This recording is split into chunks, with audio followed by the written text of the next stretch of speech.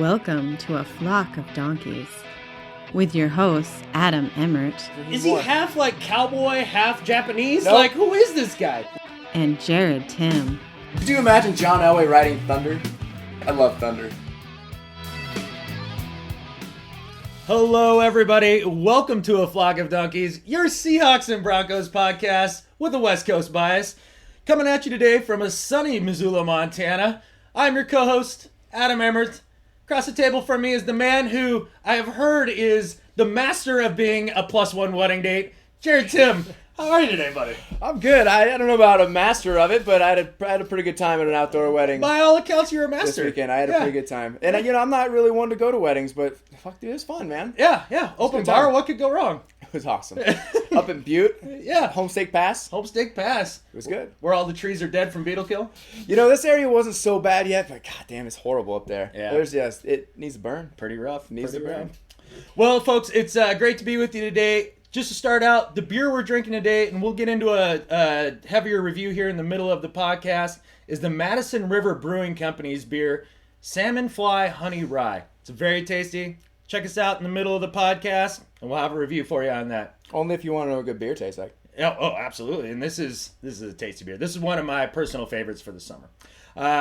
But with that said here, Gerrad, I'm excited. I'm fired up for this episode because we have football to talk about, man. Like, Yeah, actual and we're live starting with the football. Broncos. And we are. So that's always a better podcast. It's a podcast when we do it that way, for always sure. better. I'm not putting a value statement on that one way or the other, better Now, or it worse. is nice now that we have actual live football to talk about. man. Instead of just all that you see from training camp and everything that everybody's hearing or saying or whatever, now we actually got to watch it and decipher for ourselves. Oh, yeah. Now everybody in this country's got an opinion about football, and so do we. Yeah.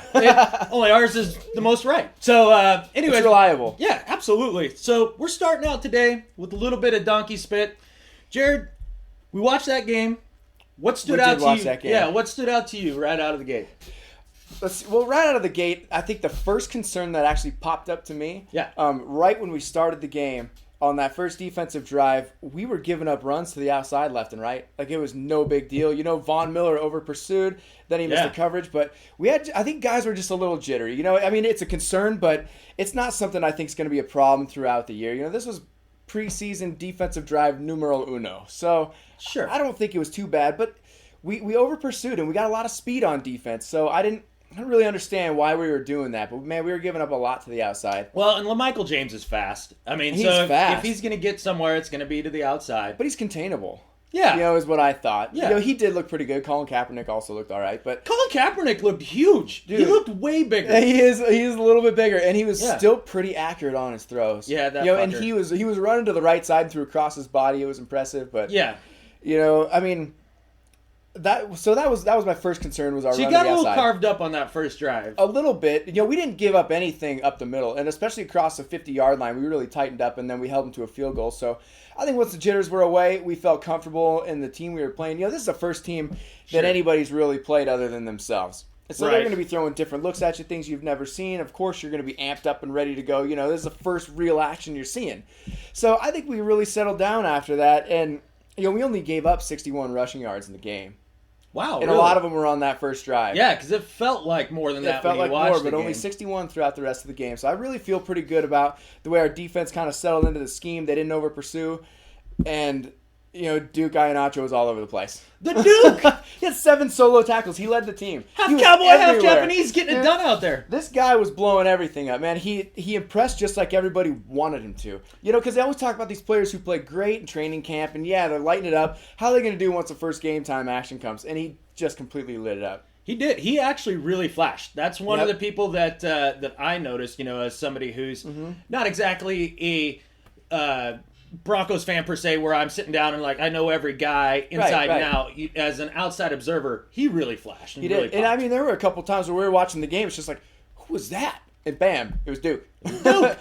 David Bruton had a couple more of those plays. He's out there just pounding people. Bruton hits. Yeah, he does. And I'm really glad we signed him to an extension, even if it is just in special teams, because he's all over the field, and he's just one of those clutch guys you want, because he's not going to make mistakes. Yeah, he brought the boom. Yeah, another solid backup at the safety position. Yeah.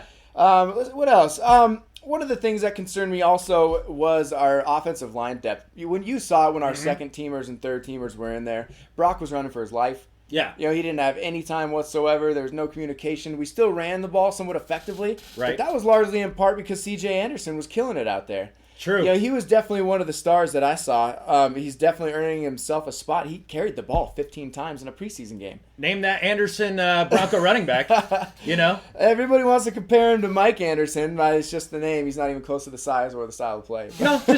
He's just another Anderson in the backfield. He's just one number off. That's the big difference. But he played well. I mean, we saw him make a couple of cuts that were pretty decisive and pretty shifty. He's not a real powerful guy, but he made those second and third team offensive linemen look a lot better than they did. It was a real concern. Well, you would imagine that your second and third team offensive line would struggle a bit, especially considering the offensive line injuries that you've had coming into this game. So your depth there's not quite as stacked as it was, going into training camp. So, as people get a little healthier and things along that line, you're gonna be fine there. Yeah, we can only increase the numbers. I mean, Chris Cooper's even back in practice. Oh, right. J.D. Walton's supposed to be back end of October. Yeah, that's still right on target. Riley Lealja played like 41 snaps last game in a preseason game. That's pretty big time for a guy who said he's not in game shape yet. Did that match his age? No, he was only 31. Oh, really? He had a knee and a toe injury, and that's what forced him to retire. But then he felt all right, and he had a chance to compete, so he's like, sure, I'll play. He must use Just for Men touch of gray then, because he's got a lot of gray in that hair. It's that antler spray he's using. He's just fine, He's all right. Oh, you gotta love it. If deer antler spray works that well, I've always had a theory that elk antler spray would work even better. Yeah, it's larger. What would moose antler spray work? How do you think that would work? I don't know. You'd probably just be better in the water. You'd be real aggressive, too. That's what swimmers use. Yeah. But what you need is Wolverine spray. That's it. Yeah. Man. Yeah. That would be the big. You trample over people to crow flies. I think that's what Duke Ihenacho uses. Oh, he's A to B. Yeah. A to B. He's huge. But, another concern of mine, I suppose, would be kind of the middle section of our linebackers in coverage. Vaughn did a good job. Danny Trevathan's great in coverage as a linebacker. Yeah. But Stuart Bradley, a little questionable. Mm-hmm. I know he's a pretty decent run stopper, but his coverage, he had a couple plays where he was good, but then there were some where you just didn't think he was quite up to speed. He just can't move like he used to. He's got two ACL injuries. Yeah. You can't really expect to be that quick, but he is a smart guy, and if we have to play him, it's almost like a Keith Brooking at this point. Sure. He's not your first option out there, I don't feel. But he's not your last. He's not your last. Yeah. And so, he did a fair job. I would grade him kind of as fair if I had to. Sure. Maybe like a C+. Sure. Yeah. Okay. But Nate Irving, he's a thumper, man. This dude is built like a brick shit house. I like this guy. Oh, yeah. He's second or third year. I can't remember. We've been grooming him to be our middle linebacker. Sure. And so that's why we didn't bring Keith Brooking back. We were just like, this is the guy we're grooming to be our starter. Right. And he was thumping pretty good. But again, his pass coverage lacked a little bit in my books. I would give him maybe a B-. Okay. Or a B. But maybe right in that area. Sure. So it's good for your first preseason game. I'm not unsatisfied with it. It's just, it's an area that I hope they improve on a little bit. If you had nits to pick, that would be them. I don't have a lot. Yeah. Even if you look at our game stats for the 49ers, we had more first downs. Yeah. We had more total plays, which that was one of our emphasis in offseason with Adam Gase coming in. He's like, we want to run as many plays as possible. Right. And we ran more than the Niners. So I thought that was a plus. One thing that I found interesting when I was watching the game, something that stood out to me was the use of the pistol formation. We did use that quite a bit. I don't recall seeing that once last year out of you guys. We didn't run it last year, and you guys were really one of the only teams. You guys were kind of the ones that started it, right? I would almost give the Redskins more credit on that. Okay. Between and then maybe even the 49ers. And let's explain the pistol formation in case people don't really know what we're talking about. Oh, no, that's great. Yeah. It's basically a shotgun formation. It's less distance though in the shotgun. Yeah, basically. Think of your quarterback in the shotgun formation with the back to one side or the other of him, right off his left shoulder or his right shoulder. Mm-hmm. But instead of that, you have the quarterback about half that distance and the back lining up behind him, almost as if the quarterback is lined up where the fullback would be. Yeah, it's like an I formation almost. That's a really good way to put it. Yeah. It's highly effective, though. I really like it. And I think all the teams are going to start running it pretty soon. It's pretty great. And I think, especially for Peyton Manning, I think this is a very lethal formation for you guys. So instead of having to run those kind of draw-type runs out of the shotgun with Peyton when he audibles to a run or something on that level, you hand it off to the back now, and he's got a step and a half of speed coming towards the line, as if he's coming, out of an I formation or something like that. That's exactly what I was just thinking about. Instead of hiking the ball all the way back. I don't know the yardage depth that they're normally at in a shotgun formation, but it seems like it's up about 2.5 yards, 2.5 yards. Yeah. And so the amount of time that the ball's in the air for the snap is less. And from the time, just like you said, from the time the ball is snapped, the running back's already going. So you take a lot of time off of that exchange, and it kind of gives you a jump on the defensive formation. One thing I hadn't thought about to this very instant until you just brought it up was the time that it takes for the ball to travel from center to the quarterback is lesser than in the shotgun. And with that said, can you imagine how much easier it is to hit like a quick slant against a blitz or something along those lines? Where that's a good point too. Where you're having to run to a hot read or something like that. Because even if you're under center and you're taking the snap, you still need to take a couple snaps back. You got to take 2 or 3 steps back. I mean, you can't run as fast as the ball can fly. So I would think I don't think so. That's just the speed of football. And so basically, I think it's a very, very versatile formation. It's awesome. I'm really surprised that it hadn't come out until now. Well, it was something that was literally invented just over the last few years at Nevada. Oh, that's right, huh? With Colin Kaepernick's college coach. Yeah. Well, give him some credit. I mean, Yeah, I love innovation. And, and this is just one of those formations where it just seems like it makes perfect sense to run it quite a bit. Yeah, so for a lot of plays. Peyton looked good out of the pistol. He did. And Brock looked really good. Yeah, out of the pistol. Brock was one of those things where I was just like, man, this is if I've seen an upside in this game besides Duke, this is the one, man. He was decisive. He was getting rattled back there. I mean, like we talked about before, the offensive line was not holding up for him when he was in the game. But he was making quick decisions. He made a throw to Julius Thomas out on the right sideline. That was my favorite play of the game. He hit him full right in the hands, up above his head, to where only Julius Thomas could get this ball. Julius Thomas is 6'5". He's an animal. He was accurate. He was decisive. I think the play that really stood out to me as far as just Brock in his the evolution of his game, he rolled out of the pocket left, got outside the pocket, outside the numbers. So he's running left, squares his shoulders, and I don't remember who he completes the pass to or even how long it was. But I just think it was Virgil Green. Yeah, that's right. And he just threw an absolute strike rolling left as a right-handed quarterback. Yeah. As a big guy, I mean, and that's tough to get your body control out there like that. That's a really difficult task. That was one of the first throws that he made. He went 13-18 for 105 yards in the game. He wasn't going deep. He wasn't getting a lot of yards.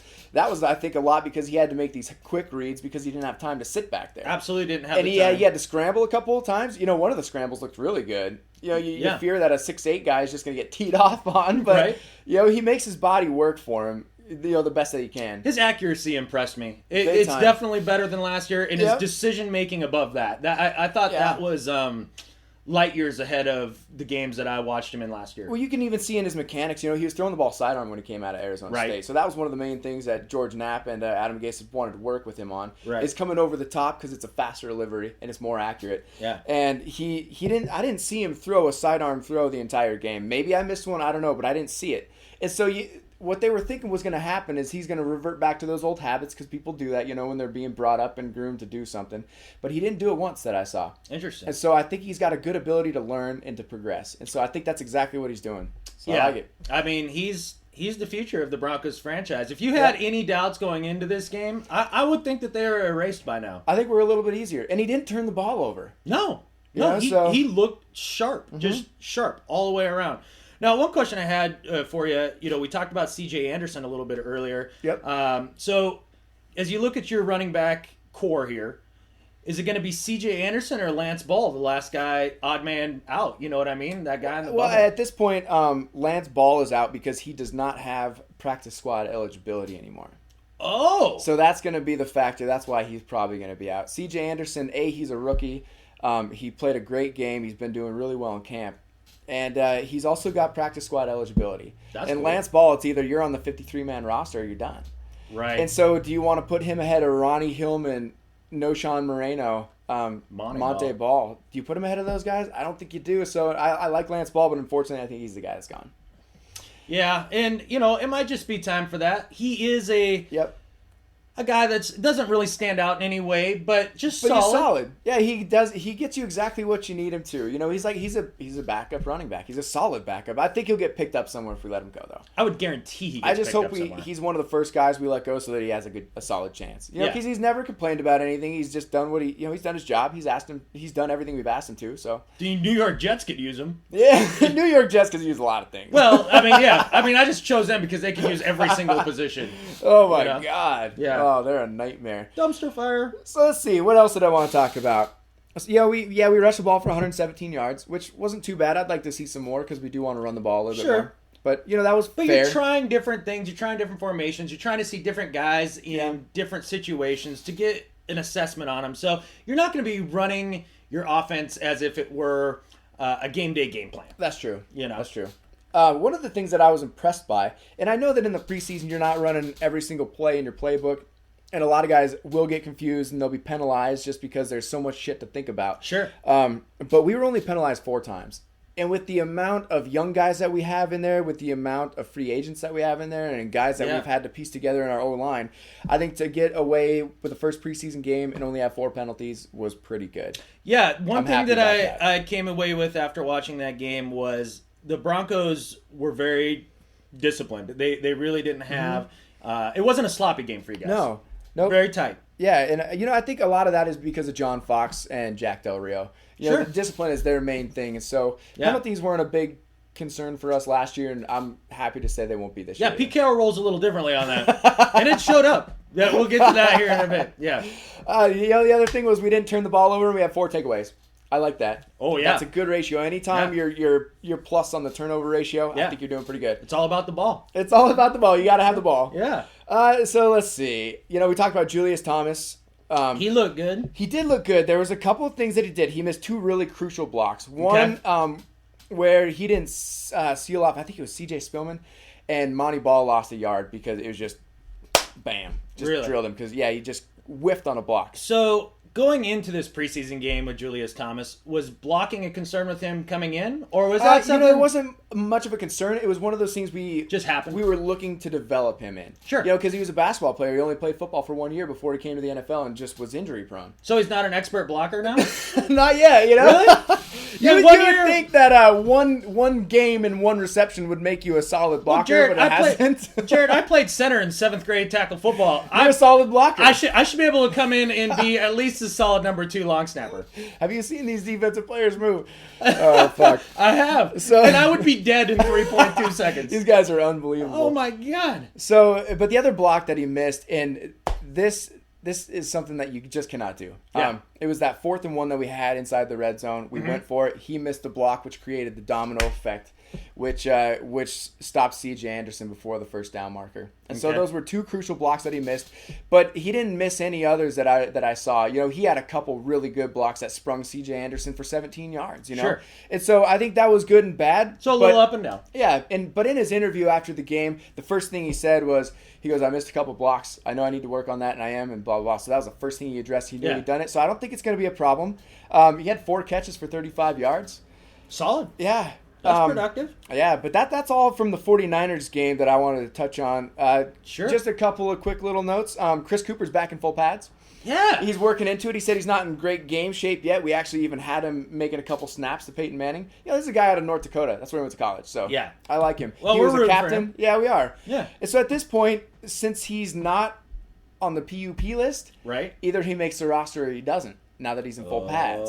Now, I've heard a few people in some rumblings saying that they don't think he's going to make the roster. That's kind of what they were hinting at a long time ago, too. Even before training camp had even started, they're like, Chris Cooper might just be the odd man out. But with the injuries, do you just keep him on your roster and nurse him back to health?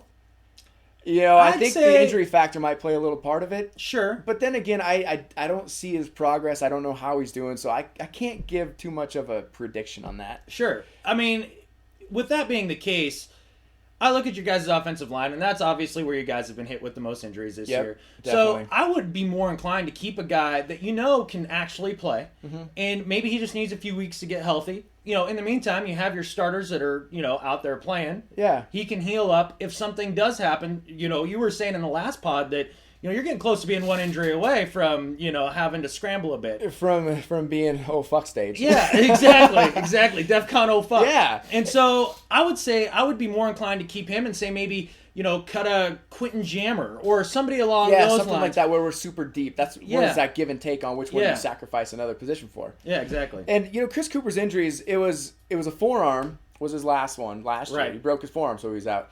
That's not incredibly essential. It's mainly your hips, your knees, and your shoulders, and your back for an offensive lineman. Yeah. And the other one was, he's had 2 surgeries on his ankle, which, thank God it's not a knee. Yeah. So an ankle can heal, and you can wrap that shit up tight like a fucking brick, and you can still play on it. So yeah, unless you're Grant Hill. That's basketball. Different. That's way different. And so I don't know. Came back. I don't know. Yeah, and played well. Yeah. I don't know how bad that ankle problem is going to hinder what he's going to try and do as far as his recovery effort, but hopefully it's not too bad. The last thing is you and I have talked about this actually quite a bit. I'm not going to bore people with it, but this contract extension of Britton Colquitt, I love it, man. What a fucking weapon, dude. Oh, yeah. Man, having him in the kicking game, it was monumental last year to change field position. We were pinning guys inside the 10-yard line quite often. So we even did it this last game against 49ers in the preseason. You locked your Colquitt down. We did. We got our Colquitt. Okay. And this is funny to me because I think the kicking game is just underrated in football nowadays. And the Raiders got Sebastian Janikowski for like $4 million a year for the next 5 years or some shit like that. That is a bargain. It is a bargain. Considering holy crap. Yeah, considering just the field position game as well as just having a guy that can boom at 65 yards, if in desperation.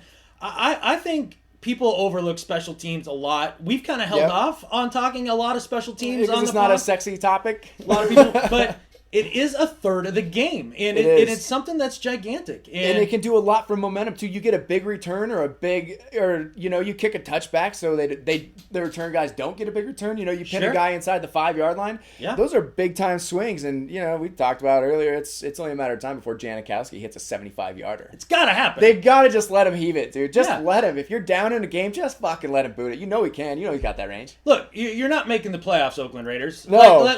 Give us the joy of a Seabass bomb from like 70 yards. I want to see a 70-yarder attempted, man, and it goddamn better be before he stops kicking those. Oh, yeah. It's going to be a while because he's got the leg. He's going to play till he's 50. Look, if Hauschka can hit the crossbar at 61 yards in a preseason game, Seabass can hit a 70-yarder in a regular season. With one step. Yeah. I mean, when he hurt his hamstring for that little bit, most of these kickers are taking 7 to 9 steps to get this ball down to the end zone. Sebastian Janikowski takes 2 steps, and he's drilling through the uprights with these new kicks. It's just, he's ridiculous. So that's my rant. Thank God we got Britton Colquitt for a while. We got Matt Prater for a while. Yeah. We're good in the kicking game. And other than that, we'll just let the next game come through and see what we have to talk about. Speaking of the next game, Gerrad. Yeah. It is Broncos versus Seahawks. It is Broncos Seahawks. In the clink. This is like the preseason climax, I guess, if you want to say for us. Yeah, that's a little dirty for me, but I can almost go with that. But the only thing that's worse, the only thing that's worse than us watching a game of our teams versus one another at home is us watching it in one of our stadiums. Oh yeah, it's gonna be rough. So don't worry, guys. I'm gonna bring my Broncos shit and I'm gonna rock it. Okay, you just answered my first question because my first question was, are you coming dressed in Broncos attire? Hell yeah, dude. Okay, good for you. Why would I not? How could I not? I don't know. I mean, Broncos pride is strong in this one.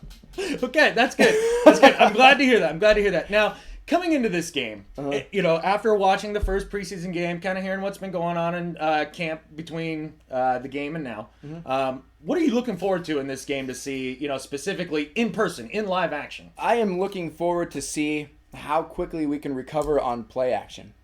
Because the Seahawks run play action, better than anyone in the NFL. Almost all the time on every pass play. Yeah.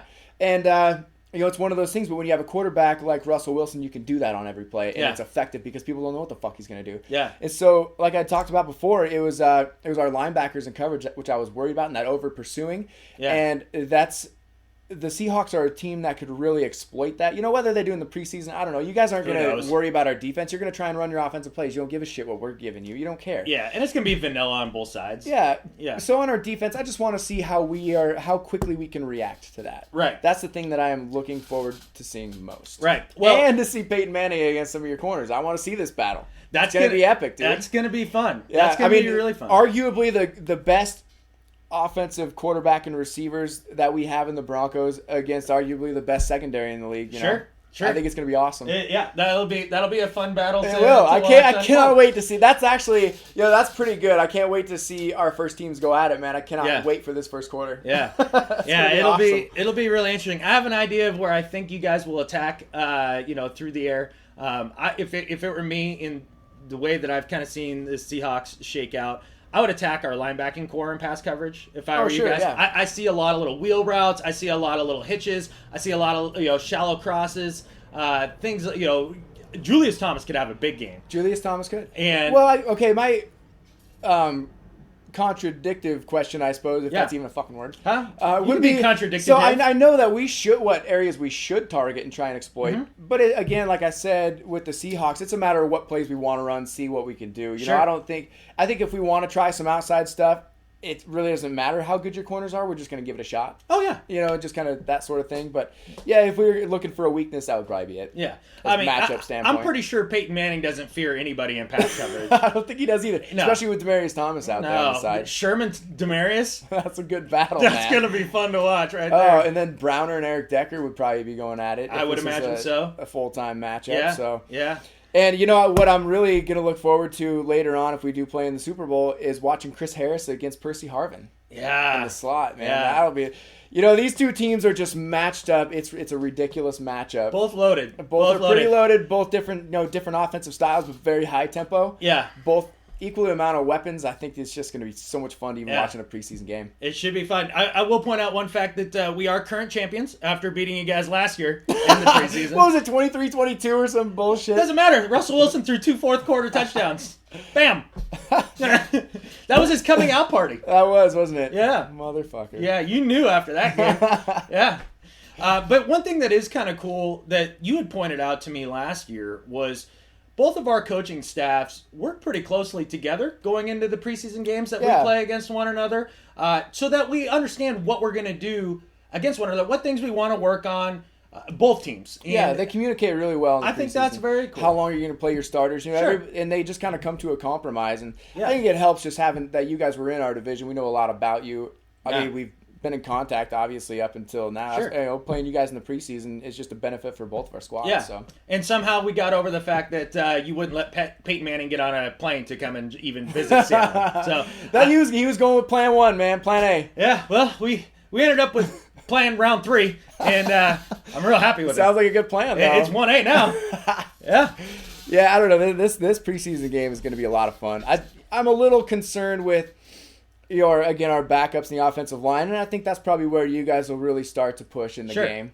One thing I truly hope for is when we went to the game last year, our friend Brandon, who's been on the podcast, who will be on maybe not the next one, but the one after. Because we're going to have a Broncos guest next podcast. We'll get to that here just before the break. But hopefully Brandon can get us back down on the That was awesome. Even for just 5 minutes before this game. Because... Not that we're putting any pressure or anything, it was an awesome gift. It was an awesome gift, man. Oh, by far. This is just if the stars aligned and everything worked out perfectly. It'd be cool. If we could get down on the sideline for this one, I would really like that because it was a trip seeing the Seahawks players up close like that. I would really love it if you could get down that close to the Broncos players. It would be awesome. Although if we could get to the stadium early like we did last time, where the staff let us just walk around on the bottom concourse there, and I would imagine in a preseason game they wouldn't have any problems. So we'll be able to get pretty close anyways. I think it's going to be fun. It's going to be awesome. Yeah.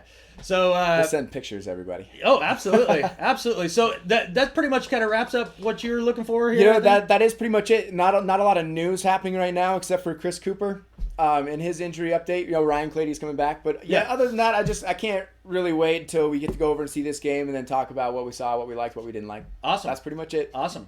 Well, folks, what we're going to do here from the game, I'm sure Gerrad's going to bring his smartphone. I don't do his smartphone because I'm not smart enough to run one, but we're going to... I have the dumbest smartphone in the world, and I don't even know how to operate it, but we'll get it done. We're going to figure it out. But with that said, look us up on Facebook, A Flock of Donkies, and we're going to put some posts up during the game just with a few of our thoughts. Yeah. Just a quick sentence here or there. Check it out. Another thing that I'd really like folks to do is just shoot us an email with anything that you might want us to look for in this game from either the Seahawks or the Broncos side. I mean, I'll pay attention to whatever, and I'm going to try and not be drunk by the time I get there. Well, try and will are two different things. But, that's afodpodcast@gmail.com, afodpodcast @gmail.com. Shoot us an email. Or you can call and, like always, leave us a rant, 406-823-0307, and do that for us. So, folks, I think we're going to wrap up the Donkey Spit segment with that. Stay tuned. We're coming right back here with the beer review. Beer and Hawks. Booyah. Back, everybody. It's time for the beer review, which I think has become the consensus number one segment on the podcast. I think so. All right, good. I'm glad you agreed. I thought you were going to go contrarian on that one. Well, I did, think about going with the Broncos, but I was like, all right, we can agree on this. But it's not so bad for us to agree. But for once, you decided not to be a dick, and I appreciate that. That's good. Yeah, don't expect this in the future. So I won't. I understand the aberration that just occurred there. So what we're drinking today, folks, is the Salmon Fly Honey Rye from Madison River Brewing Company. These folks are out of Belgrade, Montana. Mm-hmm. This is good shit. Yeah, and a lot of people who are listening to this will probably be familiar with the Madison River. It's a huge fly fishing mecca. The trout are great. Oh, yeah. It's a very historical place, actually. It's kind of the Garden of Eden for fishing. But it's really close to that, and that's kind of what it's named after, really close to Bozeman, Montana. Yeah, it is such good beer, though. It's good beer. This is obviously made with rye, and they talk about the subtle spiciness of the rye that's in it. They have a couple of beers that they do with rye. We'll get to the other one probably at some point. Right. And but they also add a fair amount of hops to it, apparently, to balance it out. And then they also use Montana honey in the brewing of the beer. Now, I like this beer as a summer beer a lot. One of the more popular beers here in Montana for the summer is Big Sky Brewing's Summer Honey. I think this blows Summer Honey out of the water. I think it's awesome, and I like it as a late summer beer because it's a rye, and so typically you correlate that with the harvest season when you're harvesting rye and then the honey's coming around. Another reason I like this beer is because they do use enough hops to kind of counteract the honey, so there's enough bitterness to kind of make it so it's not too sweet. Yeah. I really like the beer, man. It's well balanced. It's probably the best way that I could put it. One of the better beers for the summertime, I agree. 5.6% in alcohol content, so it's not stiff, but it's not bad. Yeah, and on a hot summer day, you don't want anything too stiff because you're probably going to want to drink a lot of them. Yeah, exactly. And that's just maybe me. I don't know. Well, no, I mean, that's me too. I'm not going to lie. Me and my liver are on the same page with that. Yeah. But this is one of those beers that chicas tend to like, so it's a nice, easy beer to drink. Yeah, so that's good. It's a crowd pleaser. Yeah, that's a good way to say it. Yeah. Your girlfriends will like it. Yeah, exactly. And that way she doesn't get mad at you and you might get laid at the end of the night. So that's or not, but at that point it's a you problem. Well, if you're in a committed relationship, then it's probably not. You're probably not. Probably not.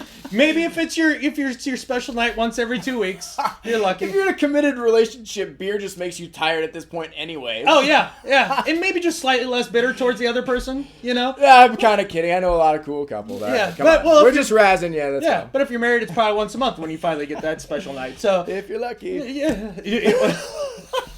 The quiver in your voice just set it off. Yeah. Well, I did that marriage thing once. I know how that goes. So yeah. You did. Yeah. So the Salmon Fly Honey Rye, it might get you laid with that special someone, or it might not. You might just go to bed, but at least you go to bed happy. I think it ups your chances. Yeah. And you're drinking a good beer, so it's a plus. This beer makes me look better. This beer? All beer makes me look better. Yeah, absolutely.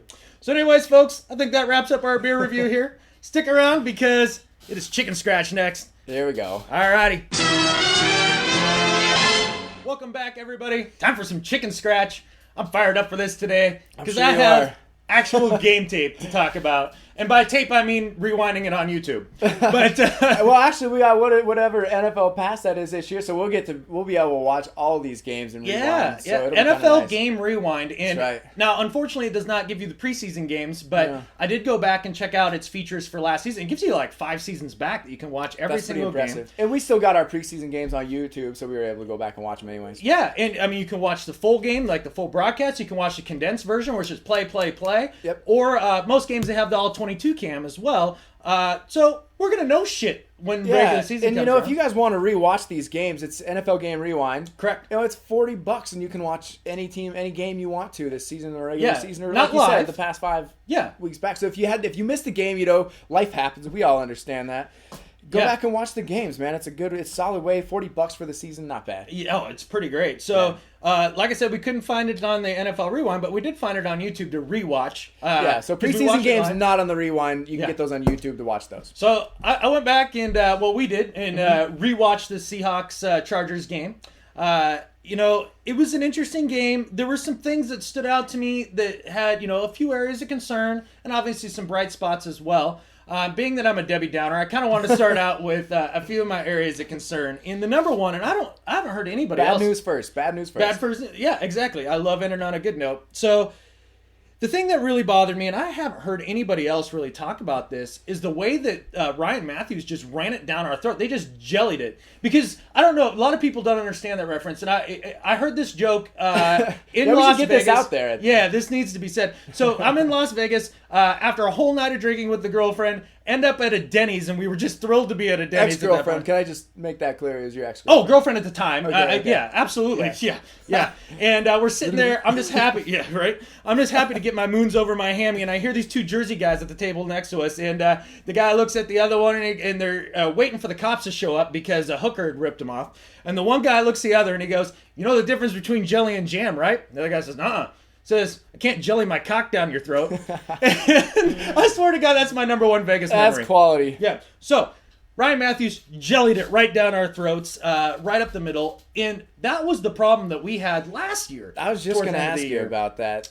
And, and what are you guys going to do to counter this coming up in the season now? What are you guys going to do to address this issue? Yeah, well, we didn't have, we weren't at full strength at that point. Yeah. A lot of our guys didn't play. Michael Bennett, I think, will help a little bit with that. I understand he's a little more of a pass rusher, but I think he'll help with that. Jesse Williams, if he didn't flash to me in this game, but that's what he's supposed to help with. So we'll see kind of how that goes. He had a couple of good plays, a couple of solid things. Yeah, I think a guy who's really going to help with that, a guy who really flashed to me that nobody really spoke about after the game, is Jay Howard, the defensive tackle out of Florida. And now, he wasn't with the ones on that first drive, I don't believe. But the rest of the game when he played very solidly. And I think the difference in his game this year is going to be the fact that we brought in Dan Quinn, his defensive coordinator with Florida, his last year. That's right. So it's a guy who already knows his strengths and weaknesses. Right. And play towards that. Right. So I think that's going to help with that. I also think the fact that Bobby Wagner wasn't in the game and we had a converted running back playing middle linebacker. However, Bradford, that's the dude, right? Yeah. I thought he played pretty well, though. He had some ups and downs. He played better as the game went on. Yeah, and for a guy learning the position still. Yeah. I mean, as on that first drive, he really struggled in pass defense. Yeah. More than anything. That's who Phillip Rivers picked on. Like, pretty much that entire drive. But that's one of the harder things for a linebacker to acclimate to. Should be the last thing he learns. Yeah. And, I've known you long enough to know that you'll jump on dudes' cases if they're not performing right away. You kind of have a history of doing this. So, when it comes to my football team, patience might not be my largest virtue. This is a dude who is disappointed with Bruce Irvin's, 8.5 sacks or 10, whatever the hell it was last year. It was 8, and I mean... Yeah, whatever, dude, he's a fucking rookie. Give him a break, man. This is a guy learning from the running back position. I thought he played well against the run, which you expect him to as a running back. But, maybe give him a half a season. Oh, absolutely. I'm actually not... I'm not going to get too down on Alan Bradford just after one preseason game. I thought... He did lead the team in tackles for the game. He had 8 tackles for the game. He should have more. I thought he played a solid game. Needs to work on his pass coverage, though. That's the thing that I came away with. Yep. And I would expect that. So we both have that concern for our teams at this point. Yeah, and that's where in pass coverage we struggled the most last year was in our linebacking core because we have young linebackers. So that's something to keep an eye on as we progress on. Like I spoke about in Donkie Spit earlier, was that I think that's something that I feel like you guys could exploit in the next preseason game. And it'll be interesting to see how we do with that. I would imagine Bobby Wagner is going to play in the next game. And I would imagine Bruce Irvin will play in the next game. And, we're trying him at strong side linebacker, so we'll see. I think a thing that's nice for you guys, though, in that linebacker spot, maybe you're having a little trouble with coverage, but these are guys you drafted. They're young. They're still in development. Sure. And so if it was just a minor concern at this point, just think of how much they can improve on that. A lot of players don't get enough time to develop in this league, but the ones who do are usually the ones who end up being really good. Yeah, we're playing vanilla schemes and all that at that point. I'm not super worried, but the way they just kind of ran it right up the gut on us, that bothered me. It's tough. A little bit. Yeah. A little bit. Maybe you guys did the same thing as us. Maybe you had a few jitters. You were just over pursuing because you were too excited. That could be a part of it. Yeah. We did end up stopping them. They kick a field goal. Fine. Bend, don't break, man. I'll take that any day. Yeah. So overall, first unit defense looked pretty good. Not great, but they looked pretty good. First unit offense, though, we struggled a little bit there. And, part of it is Marshawn Lynch came in and played his one token play. One and done, man. One and done. It nice was like a play-action block. Yeah. That's all he did. Yeah. And then they just see him on the sideline, just standing there fucking happy. Just smiling. But that did give us a good look at Christian Michael, who overall had a good game. But he really didn't start being super productive until the second half when he was up against the 2s and 3s. Mm-hmm. Against the 1s, he didn't really break a lot. He had a nice spin move just to get 2 or 3 yards on that first series. Right. One thing, though, I know you say he was only going against the 2s and 3s, but, to kind of counter that maybe a little bit, and this all depends on the depth of your team, he was also only playing with the 2s and the 3s. Well, so I think the playing field was level, so I think he still did improve as the game in the second half. Bit, I mean, he did play with the 1s in the first half. Yeah. But the passing game obviously struggled. Wilson went 2 for 6, but there was no Sidney Rice, and no Zach Miller. I think those things were huge. Luke Wilson really struggled to me. You didn't look strong in blocking, never really got any separation. I think this is a guy that has track speed, but I don't think he has football speed. And they sure talked about him a lot during the game, too. They did. I don't like Luke Wilson. Wilson. A little worried, maybe just a little bit, I don't know. He was a, 5th round pick or something like that? So if you whiff on him, you whiff on him. But he also is still just a rookie. This was his first live action, He didn't produce. Just slow your roll. But he just, nothing in camp has impressed me about him. I don't know. I'm just not big on this guy. I'm really not. So this is kind of maybe a wait and see for you, if it doesn't, whatever. But who are you going to get that's better right now? I put Sean McGrath in there over him right now. Okay. Easily. And hell, there's going to be a lot of tight ends that are going to be available. There's going to be a lot of guys being cut. When people make their roster cuts. And I would look for us to take somebody in at that point. So it'd be hard to imagine a tight end wouldn't want to play for your style of offense. Right. Russell Wilson's going to use the crap out of a tight end if he's got a good one. Russell didn't look super sharp, missed a couple guys high, and that's where he tends to miss when he does miss is he misses high. Yeah, whoops, he's got too much of a cannon. I think maybe part of that has to do with the height. And, I think if you're a little shorter, think about the trajectory on the ball. Is different. It's a hair different. $5 Not that I think word. It's huge. He'll $5 word. He'll come back. He'll be fine with that. He'll bring it back down. I'm not too worried. But he made a couple real nice scrambles, doing Russell Wilson things. That's what he does, man. He just picked up. I thought he picked up right where he left off last year. Yeah, I think he's the same Russell Wilson, but I think he's going to be a little better in the pocket. I think he's going to read defenses a little bit quicker this year. Yeah, he started out 2 of 6, but look at how many games where a quarterback may start out like that. Yeah, I think offensive line, we struggled a little bit in this game in the first unit. Especially the right side of the line. Ended up giving a lot of pressure. Is that the Mafia side? That's the Mafia side, yeah. But, Giacomini did, what Giacomini does. Sweezy, still struggles a little bit in pass protection when it comes to technique. From all accounts, he fires off the ball almost every single time as if it's a run play. Rather than on a pass play, popping back, getting, having a nice kick, that sort of thing. He'll get better. I still hope that Moffitt ends up being our starting right guard. I know I'm in the minority on that, but that's really where I'm going with that. As far as the left side of the line, McQuiston looked fine. Okun looked fine. We also didn't have Max Unger in this game. That's true. So I think that's part of it. I'm not worried about the offense in any way, shape, or form. Well, and you should be. Even if your offensive line is going to have a couple of breakdowns, as you saw in that game, Russell's ability to scramble and still keep his eyes downfield, that's what really impressed me about it. So, if you guys have some breakdowns in your offensive line protections, it's not as big of a deal as it is for somebody who doesn't have a mobile quarterback. Like for me, patching together an offensive line is almost catastrophic. Paramount. Yeah, for you, fuck it. Russell just run. Why not? He'll do Russell things. We'll be fine. So it's less of a concern, I think, on your guys' team. In my opinion, I don't fuck out. No, I agree with you on that, actually. So that's what stood out to me regarding the first units. Now, after that, you're kind of just looking for individual players to see who's looking good, who's looking bad, those sort of things. Maybe some roster spots you need to fill. Yeah. Guys that really stood out to me, number one, and I've been on this bandwagon since the word jumped, since the second they drafted this guy, Jordan Hill. Jordan Hill looked really good. It's one of those things on the stat sheet, you're not going to see a lot. He had 1 tackle. But if you go back and you watch the game, he consistently brought pressure up the middle and actually was fairly stout against the run. He gets around guys. He just really does. I've been touting this since the second we drafted him. Yeah, I got to give you a lot of credit, man. He played awesome. He played really well. Yeah, he doesn't get the stats as far as that credit goes, but when you go back and watch that game, he was just disruptive. He was very disruptive. That's all I can really explain how he played. He was just disruptive. And that's what you want your interior guys to be, is just flat disruptive. So I was super impressed with Jordan Hill as well as Jay Howard. As far as other guys on defense that really stood out, some of the obvious ones that people have been talking about are Benson Mayowa. Or Mayowa, I think is how it goes. Yeah, he's the undrafted free agent out of Idaho, so that's kind of cool being from one of our Idaho or Samoa. Idaho Samoa. Okay. Yeah. He was in on the quarterback a couple times. I guess only had 1.5 sacks when it was all added up. But that's just not enough for you, is it?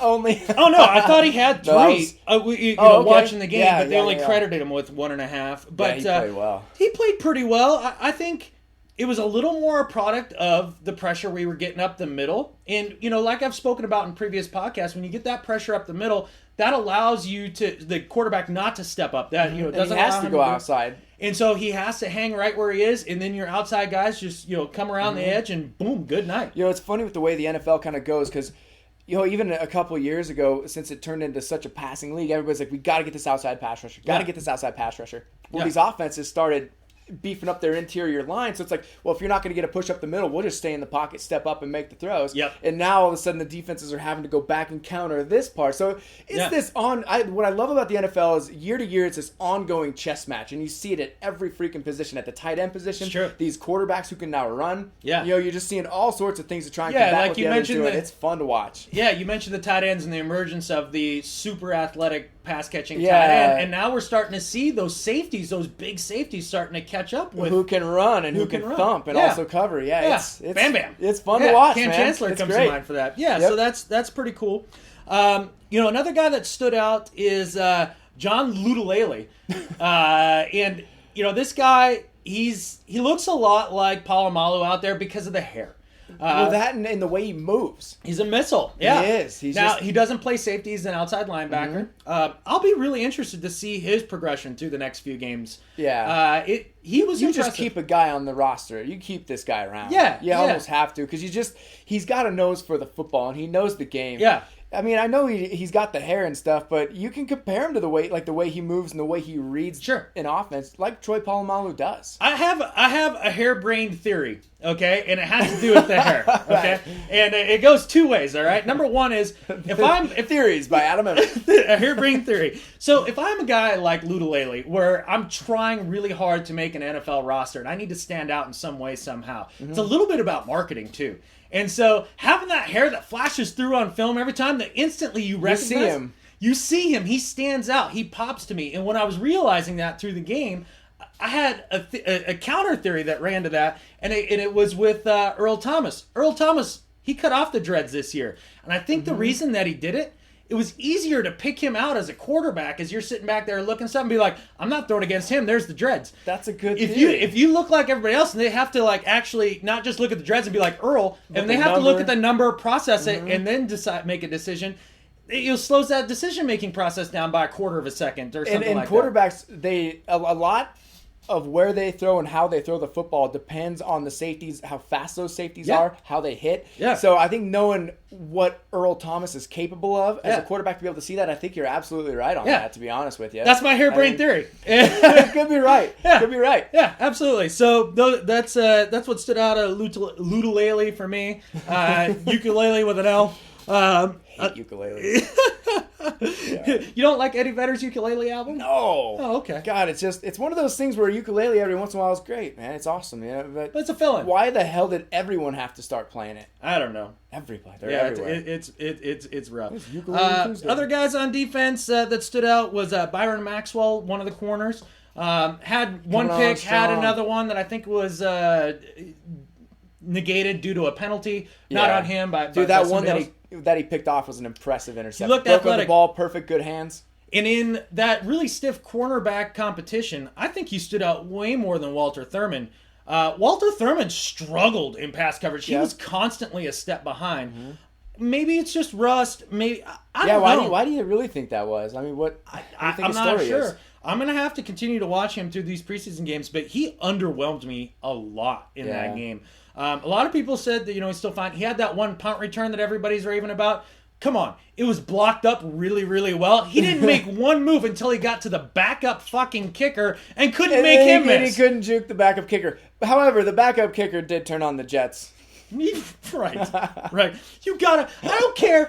You gotta make a backup kicker miss. Roster or no roster in your deep secondary? For Thurman? Yeah. What do you think there?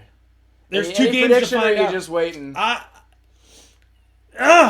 don't have to make a prediction. I mean, a lot depends on how he progresses. Okay. I'm not ready. Because based on his previous game action, over the last couple of years, I would say make it.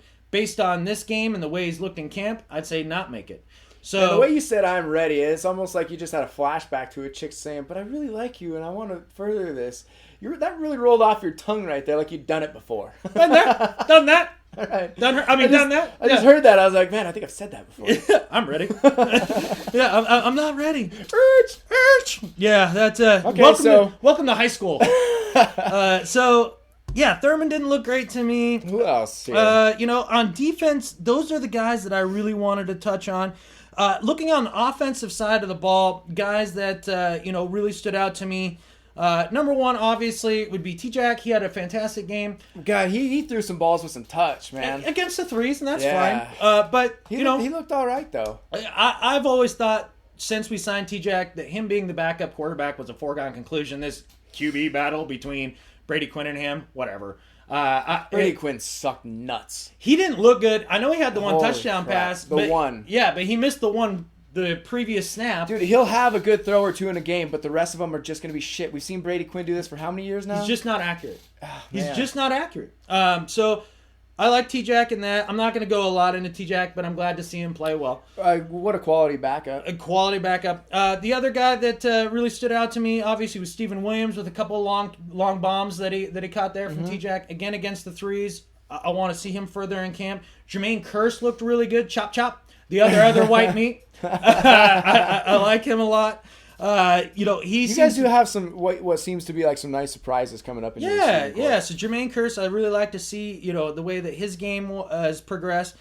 One of the guys that really stood out to me, and nobody said a word about him, is Derrick Coleman, the backup fullback. Oh man, what a joy that dude was to watch. Dude, this guy straight made plays. And how many times did we say, man, was that him again? A bunch of times. He had a huge block, just a thundering block on the Spencer Ware touchdown run. Yep. The ensuing kickoff. That block, though, was impressive. I mean, that's all you can do in a fullback. Didn't give up any ground, picked up the right guy. What a read, man. It's just perfect. It was perfect. On the ensuing kickoff, he's on kick coverage. He goes out, made a huge tackle on that. He had a big third and short pickup. He also made the last TD reception of the game as well. That's right. A play that typically goes to microb, right? Yeah. That same little fullback in the flat action.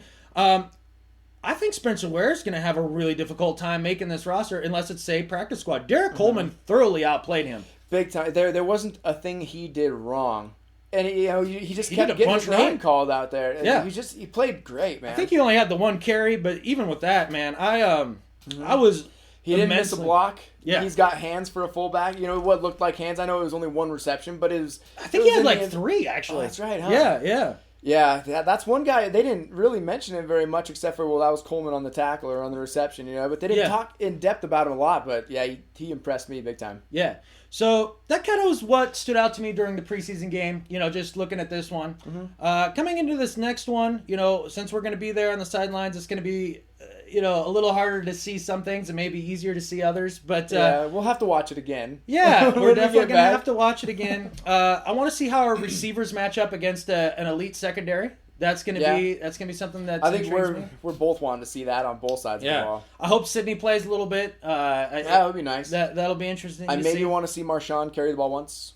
Yeah, I don't know. I don't need to see Marshawn. I don't know if he will though. Do you think he will until like maybe the last preseason game? No, and he doesn't need to. He will either. Let's just hold on to beast mode so he can come out and do beast mode things when it actually counts. He doesn't need an off season. No. That guy popped out of the womb ready to carry the ball and run over a linebacker. Okay, like he doesn't need time to like get acclimated in the preseason and work on his timing. Bullshit. You know, he's just one of those funnier football personalities. You Love just him. can't help but laugh when you see him. You know, he's just. It's like he just doesn't give a shit when he's on the sidelines, but once he's in the game, you can't even see his face or his expressions. But man, he's just dialed in. He's awesome. So that will be interesting to see. You know, maybe Kristen Michael up against your guys' first team D. Mm-hmm. One thing that has me concerned at left guard a little bit is the fact that we're probably going to have to go with Paul McQuiston, which is fine. But it's Carpenter, because Carpenter got injured again in training camp this last week. He didn't play in the last preseason game. What did he injure this time? Hurt his foot. It's another freaking injury. Now, this is what, year 3 of this? Mm-hmm. Year 4 of this? Yeah. I'm done. Doesn't it kind of depend on how much value you got in this guy and what you think it's a first-round pick. Yeah. Here's the thing, Gerrad. I'm done. I'm done with Carpenter. I'm done relying on it. I'm done hoping for Adam's it. done. I'm done. And he is the Greg Oden of left guards. Like it's over. This guy's your guys' patience has got to be about run out with him. This guy's never gonna have a productive season for the Seattle Seahawks. Yeah. I'm saying it right now, and it pains me to say it. I had high hopes for him even coming into this year, but with this injury that's unrelated to the knee injury, just another goddamn thing. This guy can't stay on the field. Health is a part of talent, and he doesn't have it. He doesn't have it. So he's not a talented guy. We're going to have to watch in this next game who they put in with that second line at left guard. I'm interested to see where that kind of goes. But at this point, it's going to be McQ, Paul McQuiston. I also want to see how you guys are able to run the ball against our defensive front. Because, the Niners didn't even get it up the middle, after I don't think anybody in the Niners can get it up.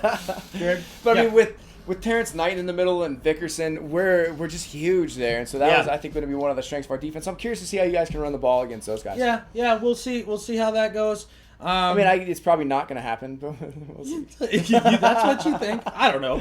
I mean, without Beast, it's tough to tell what our actual running game is going to look like. I mean, going back and watching a few games from this last season, one thing that really, really stood out, especially when you watch the condensed version, it's play, and you watch a couple games in a row. Mm-hmm. Beast mode keeps our offense on schedule because it's 3 to 4 yards a pop almost every time. Even if he's stuffed, he's going to churn those legs. He's going to fall forward, and it's 3 to 4 yards. You're never having negative plays. I never having negative plays. Yeah, it's not happening.